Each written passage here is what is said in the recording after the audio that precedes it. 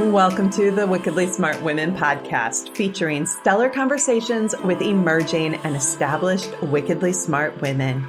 Thanks for joining us today as we celebrate women who are committed, care deeply, and have the courage to take action and create conscious change all around the world. Now here's your wickedly smart host, Angel B. Hartwell.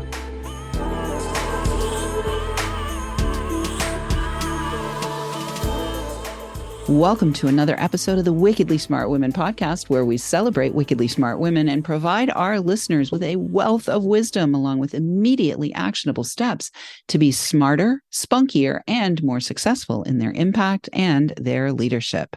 This is your host, Angel B. Hartwell, and today we welcome our special guest, Paula Conroy. Paula is a transformational rites of passage facilitator who supports primarily women as well as men, parents, and children to transition from one stage of life to the next in a really healthy way.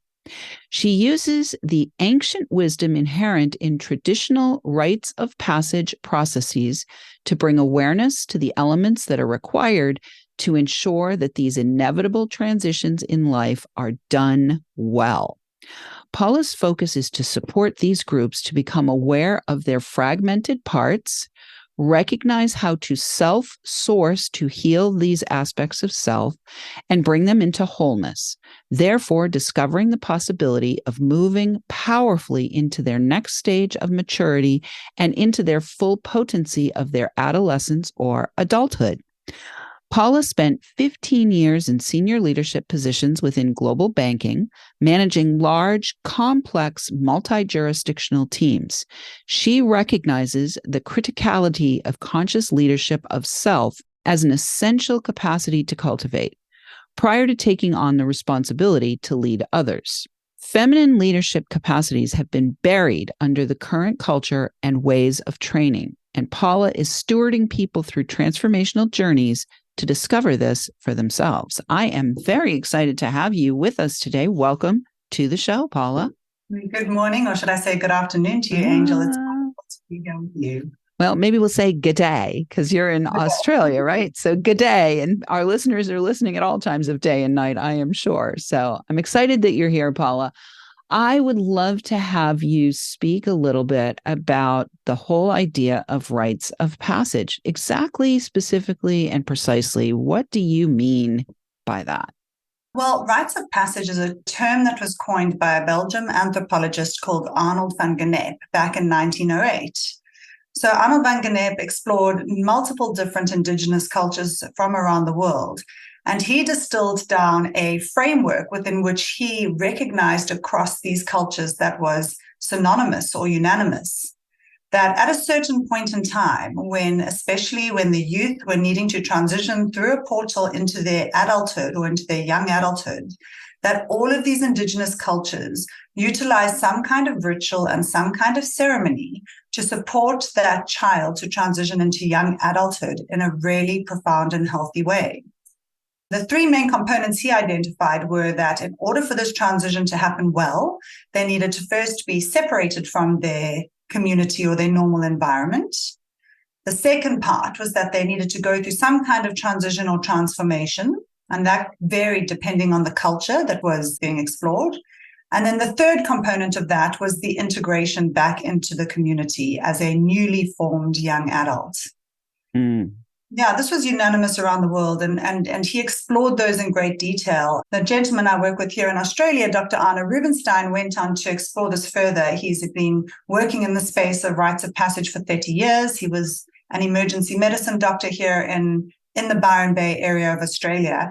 And he recognized with the number of adolescents or teenagers that were coming into the Byron Bay ER with either broken bones or, they've been surfing on top of cars, or these stories just continued. And the number of young adults that were coming in injured, hurt, or broken was disproportionately large. And that's what prompted him to explore what is going wrong in this transition for our youth. Why are so many youth acting out and taking on these risk-taking behaviors and generally landing up in really, really bad states? And so he's explored that middle part of those three facets, the transition and transformational aspect of a rite of passage or of a transition, has been broken up more deeply by Dr. Anna Rubinstein. And so we utilize across the work we do with adolescents and children, as well as the work I do with women and adults and parents in our midlife, we utilize these aspects of transformation and transition in the ceremonial and ritualistic way that is appropriate to our culture here in Australia or in the West. Beautiful. So I want to just take a moment here, because I love this whole piece about this doctor was seeing all these people in the emergency room that had been engaging in a lot of risk taking. And I'm curious about, I know that in some cultural frameworks, we think of rites of passage as like you're born, you become an adolescent, you become a young adult, you get married, you become a parent, you go through middle age, you become an elder. Like, we think of it that way. And we have some ceremonies, like the religious structures have held some ceremonies like baptism and confirmation and the ceremony of marriage. And then, of course, the death ceremony.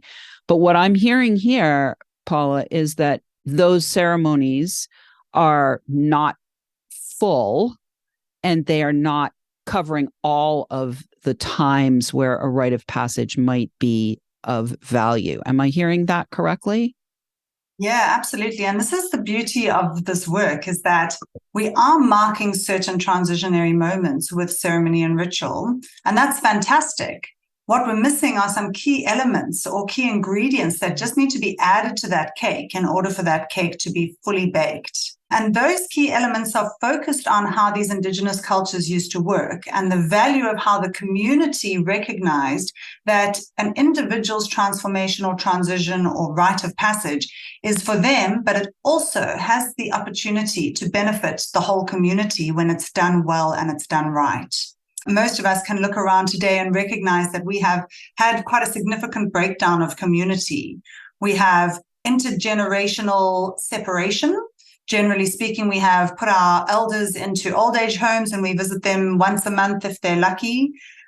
We have children seeking out their help-seeking behaviors as either looking to the internet or to one another. They don't necessarily trust the adults in their life or have that type of connection with the adults in their life to ask those types of questions. So we've kind of siloed ourselves in culture into these brackets of our own age groups. And we've forgotten how to work in that intergenerational way, that, the elders need to tell their stories. They've lived through life already. And the young ones need to hear their stories. But we're not necessarily passing on that lineage or that culture or that wisdom from the elders down through the generations in a way that supports the sharing of the wisdom and the knowledge amongst that particular community. And so, when we do mark a wedding ceremony, for example, or a marriage with a wedding ceremony, it's beautiful. We have the ceremony, we have the ritual. But do we actually sit in circle prior to that and have the elders within the community or the whole community sharing their stories about marriage and how things were done well, or the things to look out for when you're 10, 15, 20 years in, how to navigate those rocky roads or those rocky patches. We might potentially do some kind of pre-wedding counseling or something like that. But again, it's just oneself and one's partner that's going through that process. And we're kind of not including the whole community and all the wisdom that's held within that community in that individual process of transformation. And what we see happen, for example, when we have a healthy functioning community that brings in those certain elements of sitting in circle and telling stories around the baby shower, for example, is that, certainly my personal story as a mother, when I became a mother and I crossed over that threshold, I had a beautiful baby. I had my baby. I had a baby shower. It was all wonderful. And then on the other side of that, suddenly it was like, oh my gosh, I've got this baby with me all the time. I didn't realize that this was going to happen or that was going to happen. And it was a very difficult time for me as my husband just went back to work and carried on drinking coffees with his friends during the course of the day and popping back in and doing bath time and bedtime and relaxing. And it was a very, very difficult time for me in that transition into motherhood. And had I potentially had that value of that storytelling process in circle, and maybe not just once off, perhaps it could have been a continuous storytelling process in circle, where I would have had the value and benefit of learning from the elders that had gone before me, that had walked that path before me, heard their stories and been able to go, oh, wow, that's interesting. I can watch out for that. So there are these simple aspects that we can potentially include in our process that can move something from being just an inevitable transition from one stage of life to the next into something that has the potential to be really transformational and deeply healing and conscious. Beautiful. I want to go back to this whole experience with the ER doctor who was seeing all the risk-taking experiences, because I recall when my own child was in that phase of adolescence where in our current culture, and he was a boy, in our current culture, there's no rites of passage for boys. And the girls, the rite of passage is we get our period, basically, but there's not a whole lot of, ritual and ceremony around that. More now than certainly there was during my youth. But with the boys, what I was seeing was he was actually trying, all this risk taking was he was trying to die, right? And he was actually trying to die to his child self to become the young man. And so I'd love to have you speak about maybe that aspect of a rite of passage. It's really, to be complete, you are closing one phase or dying to one phase and opening another, correct? Yeah, and look, I take my hat off to you, Angel, for your intuitive knowing of what was going on for your son in that time and the observations you had. And possibly naturally, the contracted fear you had over this risk-taking behavior that seemed to have no end. When we look at the boys that we work with, generally speaking, the boys will go and build some kind of a ski jump or a ramp for their skateboard or something, and they land that, and what do they do straight after that? They make it bigger. They test themselves further. The physical push within their system is so strong to bigger, better, faster. And, with girls, the process becomes internalized. There's this internalization of their experience that shuts down their intuition. So we're trying to support them to create a healthy young adulthood where they're deeply connected to their intuitive gifts and talents. The spirit of the child can emerge, while at the same time imbuing upon them the awareness of that risk-taking behavior and the implications that can last thereafter. And absolutely, you're spot on, is that it's like the Rubicon crossing, as Rudolf Steiner talks about, that, once you cross that Rubicon, you don't go back, that it's complete, that part of one's life is complete. But we drag our child self into our young adult self, and then we get wounded through that process. And then we drag our young adult self into our older adult self, where we should be in the maturity of our lives.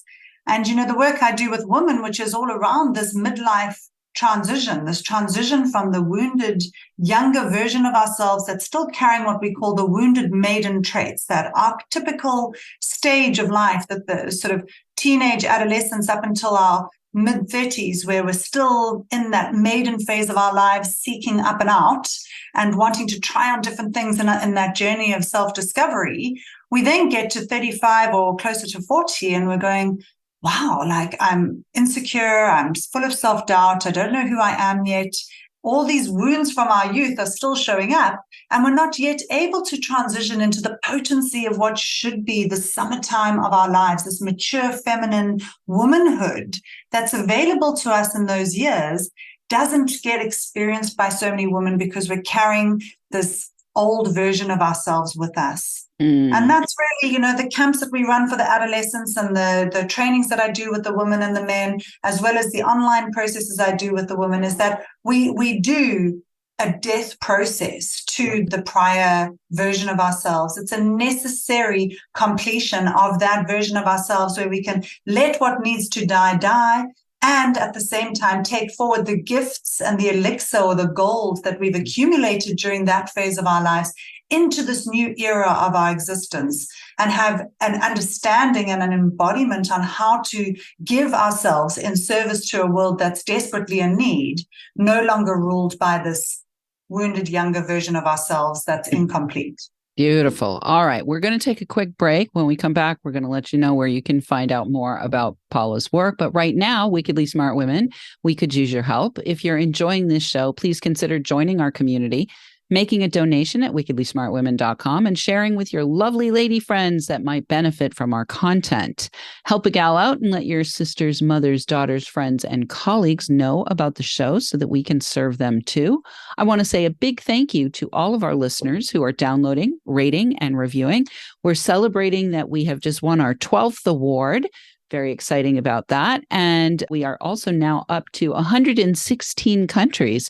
We're welcoming thousands and thousands of downloads from all over the world. And I want to shout out this week to our listeners in Australia, of course. We might as well stay over in that neck of the woods and shout out to our listeners in New Zealand and the Philippines. And we will be right back with Paula Conroy.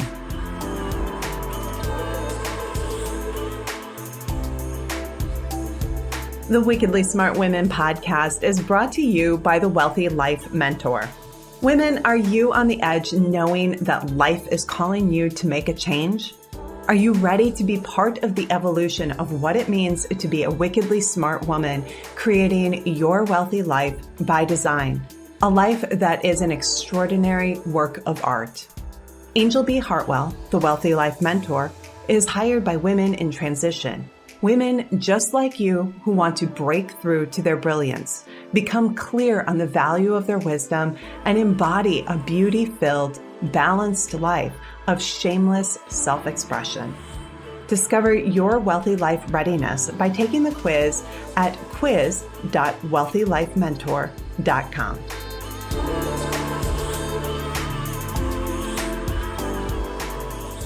And we are back with Paula Conroy. You can find out more about Paula and her work around the rites of passage at thefrequency.global. Thefrequency.global. We will have that for you in the show notes.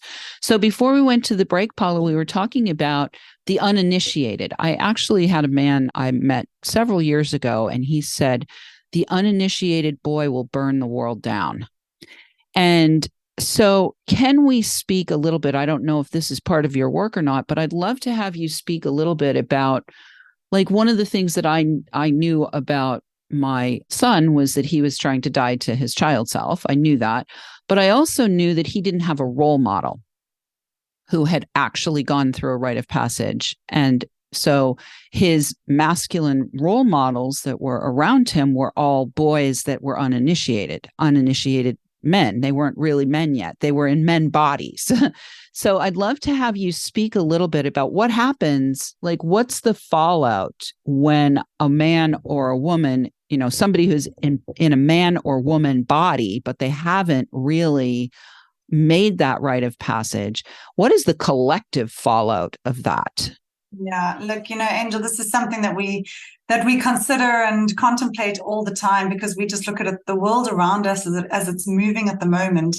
And this is the disastrous, status quo that we see across so many parts of the world, which is just so tragic, is the implication of not having initiated individuals running the world.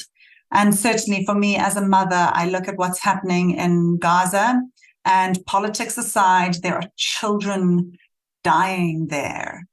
And it is absolutely unacceptable what is going on, regardless of the history. And that needs to be healed. But at the very core of it, there are children who are being murdered. It's genocide. And this is just something that all of us that are in the space are witnessing and going, this is why this work is so important. This is why we have this vision for rites of passage to become mainstream again. And I say again because it was mainstream once. Mm-hmm. It was mainstream in the past. And we saw yoga become mainstream again. We've seen mindfulness become mainstream again. And we see rites of passage becoming mainstream again because all of us are having the experience of grief and sorrow and horror and desolation at what's transpiring in so many different parts of the world.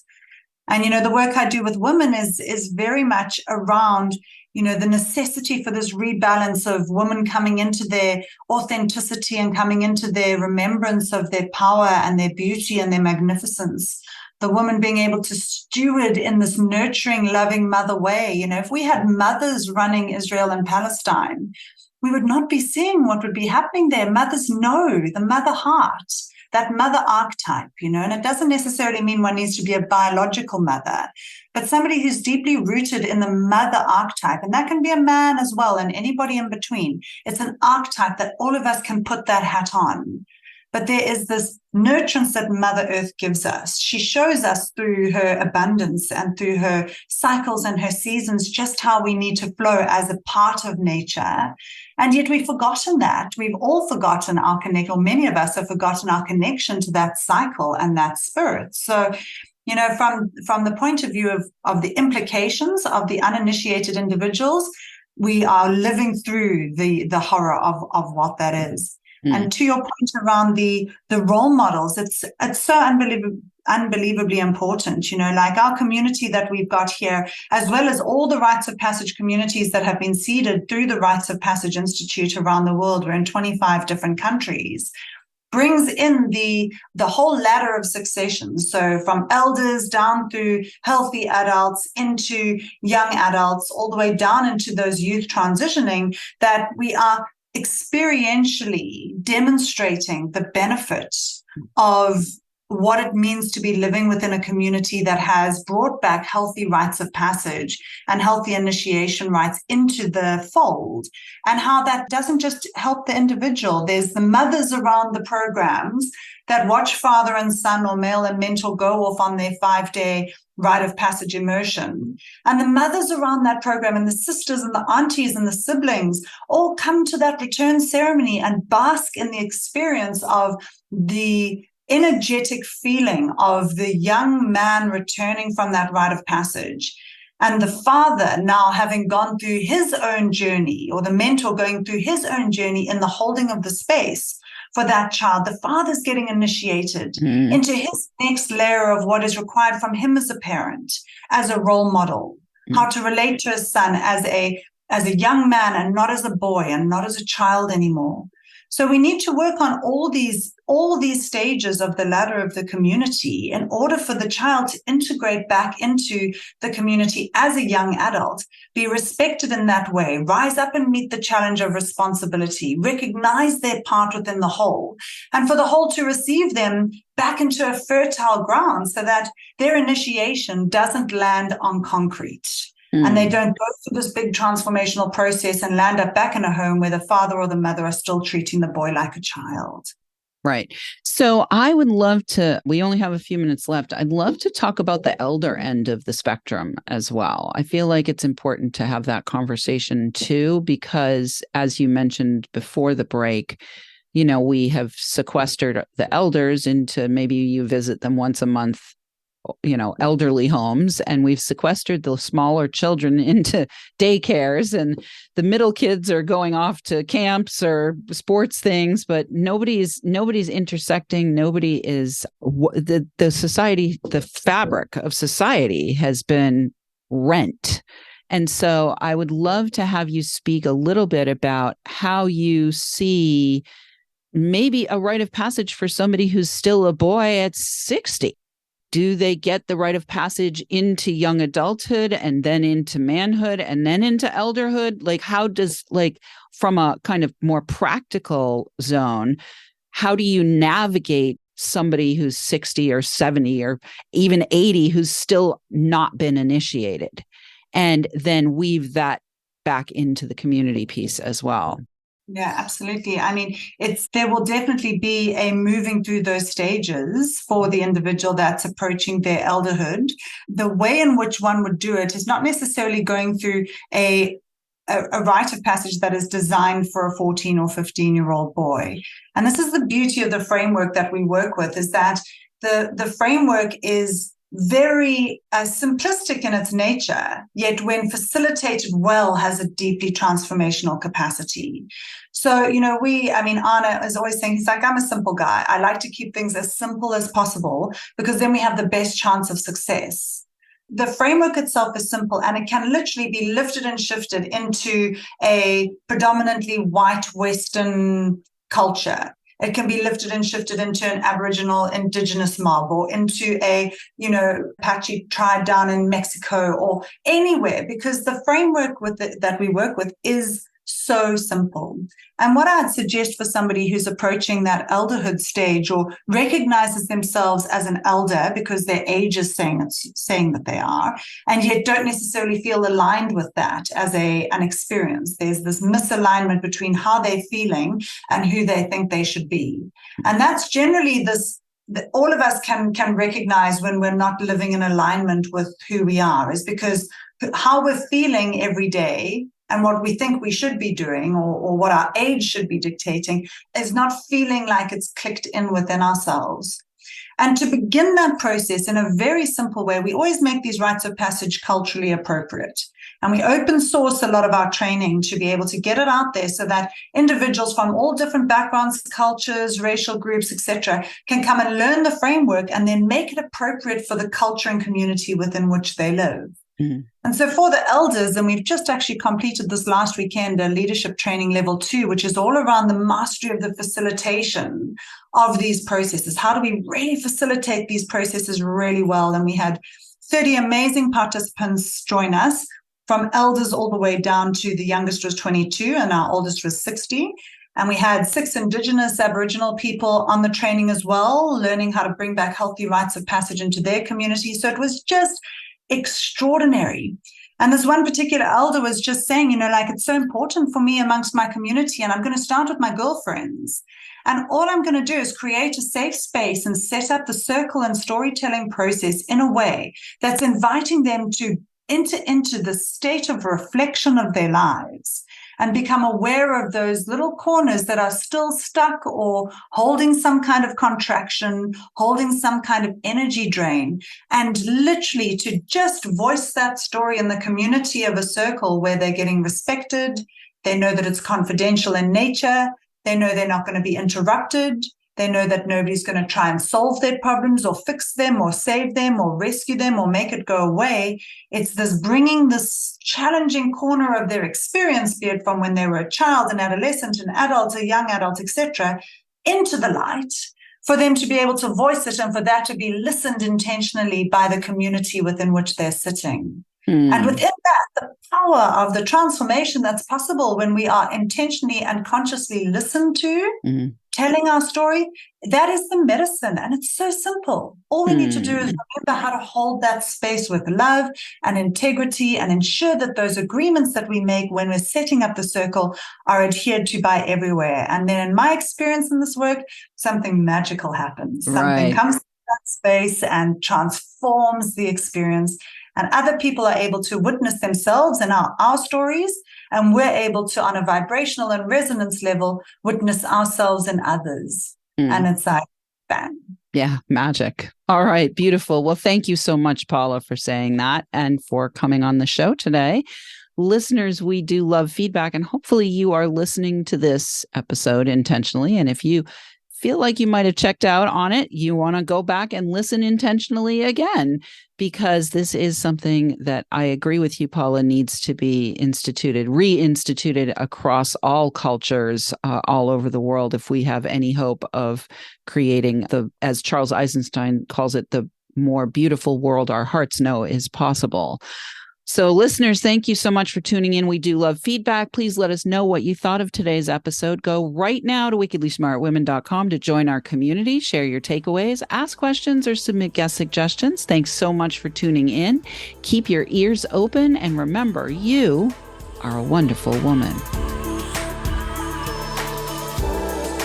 Thanks for tuning in, downloading, and listening. Be sure to rate and review Wickedly Smart Women on Apple Podcasts and share with other women who can benefit from today's episode. Wickedly Smart Women is the premier podcast series for informing, activating, and inspiring the leader who carries profound wisdom and knows that now is the time to welcome wealth. We welcome your feedback and guest suggestions and invite you to subscribe to our mailing list to be notified of each new episode at wickedlysmartwomen.com.